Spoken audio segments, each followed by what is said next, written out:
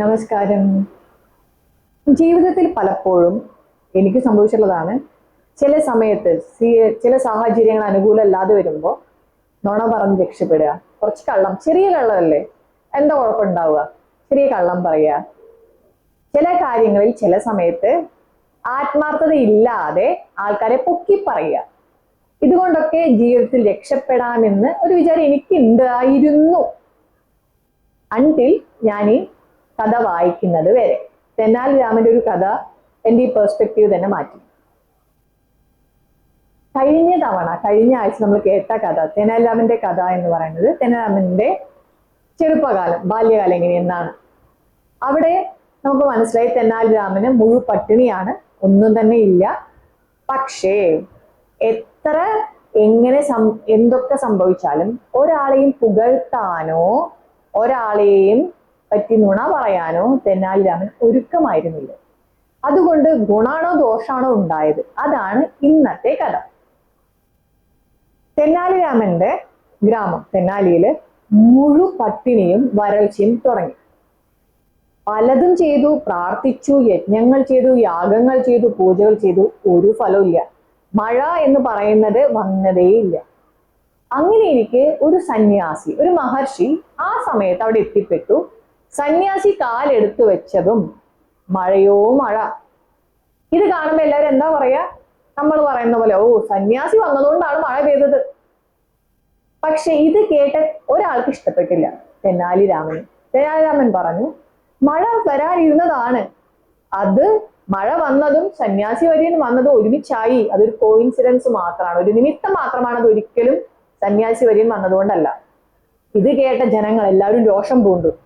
ഈ തെന്നാലിയുടെ തെമ്മാടിത്തരത്തിന് ഒരു കുറവുമില്ല. ഇപ്പോ ആ മഹാനായ മഹർഷിയെ തന്നെ അവൻ അപമാനിക്കുന്നത് കണ്ടില്ലേ? ഇവനെ നമ്മൾ അടിച്ചോടിക്കണം, ഇവന്റെ ഈ ധിക്കാരത്തിന് അടിയാണ് വേണ്ടതെന്ന് പറഞ്ഞ് എല്ലാവരും വടിയും കൊമ്പും എന്തൊക്കെയാണോ കയ്യിൽ കിട്ടി അതെല്ലാം എടുത്തിട്ട് വന്നു.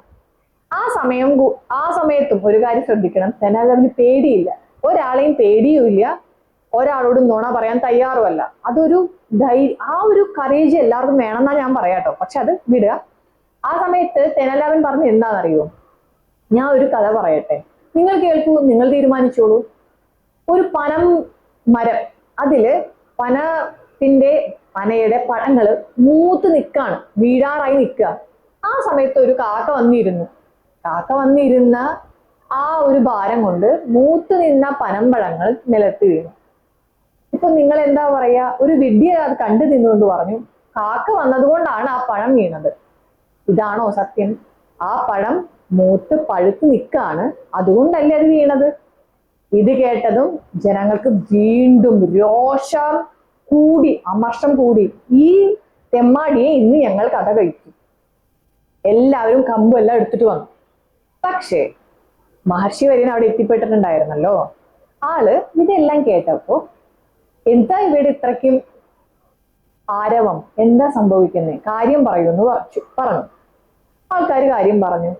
ഇത് കേട്ട സന്യാസി, അങ്ങനെയാണെങ്കിൽ ഞാനൊന്ന് സംസാരിക്കട്ടെ, നോക്കട്ടെ. പക്ഷെ സന്യാസി വര്യൻ ആരെയും മൈൻഡ് സെറ്റ് ഇല്ല, ആരെയും ജഡ്ജ് ചെയ്യുന്നില്ല, ആരെയും വിധിക്കുന്നില്ല. അദ്ദേഹം ആരാണോ എന്താണോ അത് നോക്കിയിട്ടാണ് കാര്യങ്ങൾ തീരുമാനിച്ചത്. തെനാലി രാമനോട് സംസാരിച്ച ഉടൻ മഹർഷി വര്യന് തെനാലി രാമൻ ഒരുപാട് ബുദ്ധിയുള്ളവനാണെന്ന് മനസ്സിലായി, ആരെയും ഭയപ്പെടുന്നവനല്ല എന്ന് മനസ്സിലായി.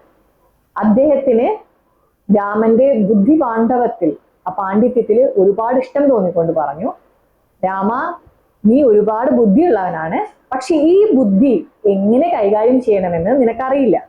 അതിന് ഞാനൊരു സൂത്രം പറഞ്ഞു തരാം. ഇന്ന് പാതിരാക്കി ഇവിടെ അടുത്തുള്ള ദേവി കാളി ക്ഷേത്രമുണ്ട്, ആ നടയിൽ പോയി ഒരു മന്ത്രം ജപിക്കുക. ആ മന്ത്രം ഞാൻ പറഞ്ഞു തരാം. ദേവി നിന്നിൽ പ്രസാദിക്കും, നിനക്ക് വഴി കാണിച്ചു തരും. ഇതെല്ലാം കേട്ട് ജനങ്ങളാണ് ഇപ്പൊ വിഡ്ഢിയായത് അല്ലേ? പക്ഷെ ഇവിടെ ഒരു കാര്യം മനസ്സിലാക്കുക, ഒരു നിമിഷം മുമ്പ് വരെ ജനങ്ങളെല്ലാവരും ഈ രാമനെ തല്ലാൻ നിൽക്കുകയായിരുന്നു. അതായിരുന്നു രാമന്റെ സാഹചര്യം. പക്ഷെ അപ്പോഴും രാമൻ മനോനിയന്ത്രണം കൈവിട്ടില്ല, ഭയപ്പെട്ടില്ല, ആരെയും പുകഴ്ത്തി പറഞ്ഞില്ല, മഹർഷിയെയും പുകഴ്ത്തി പറഞ്ഞില്ല. എന്താണോ സത്യം അതങ്ങനെ പറഞ്ഞു. പക്ഷെ ഇത് എളുപ്പമാണോ പറയാൻ? അല്ല. പക്ഷേ ഇങ്ങനെ പറഞ്ഞത് കൊണ്ട് ഇപ്പൊ രാമന് എന്താ ഗുണമുണ്ടായത്? മഹർഷി സംപ്രീതനായി, അദ്ദേഹം വരം പോലെ ഒന്ന് കൊടുത്തില്ലേ. ഇനി അങ്ങോട്ട് ജീവിതത്തിൽ രാമൻ ഷൈൻ ചെയ്യാൻ പോവാണ്. ദേവി സംപ്രീതനായി കഴിഞ്ഞാൽ രാമന്റെ ജീവിതം തന്നെ മാറാൻ പോവല്ലേ. അപ്പൊ ഷോർട്ട് ടേമിൽ ഒരു വളരെ എന്താ പറയാ വളരെ ബുദ്ധിമുട്ടുണ്ടായിരുന്ന ഒരു സാഹചര്യം ലോങ് ടേമിൽ രാമന്റെ തന്നെ ജീവിതം മുഴുവൻ മാറാൻ പോയൊരു വലിയൊരു അനുഗ്രഹമായിട്ട് മാറിയില്ലേ. ഈ കഥ എൻ്റെ ജീവിതത്തിൽ ഒരുപാട് മാറ്റം വരുത്തിയതാണ്. ഇത് നിങ്ങളുടെ ജീവിതത്തിൽ എന്തെങ്കിലും മാറ്റം വരുത്താൻ പറ്റുന്നതാണോ എന്ന് നിങ്ങൾ ആലോചിക്കൂ, പറയൂ. Thank you.